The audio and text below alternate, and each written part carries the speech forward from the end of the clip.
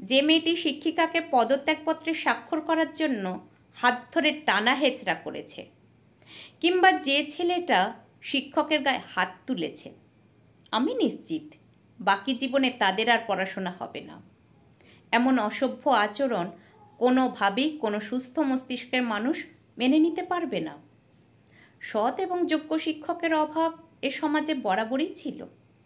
কোনো শিক্ষক যদি অযোগ্য কিংবা দুর্নীতিবাজ হন, স্বাভাবিকভাবেই ছাত্রছাত্রীরা সেই শিক্ষককে স্বতঃস্ফূর্তভাবে সম্মান প্রদর্শন করবে না। তাঁকে কিংবা তাঁদের অপসারণ করার জন্য যথাযথ কর্তৃপক্ষ আছেন। কোনোভাবেই ছাত্রছাত্রীদের এখতিয়ারের মধ্যে এটা পড়ে না।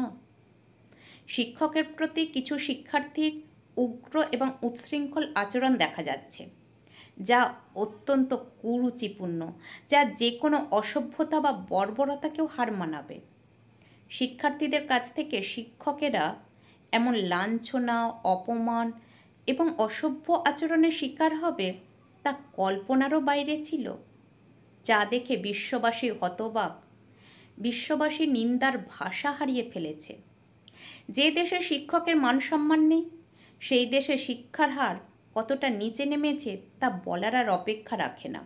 সর্বশেষে বলি, যে শিক্ষকরা দুর্নীতিবাজ তাদেরকে প্রাতিষ্ঠানিক ব্যবস্থার মাধ্যমে তাদের যথাযথ ব্যবস্থা নেওয়া হোক, কিন্তু ছাত্রছাত্রীদের উলঙ্গ বেয়াদবকে প্রশ্রয় দেওয়া বন্ধ হোক।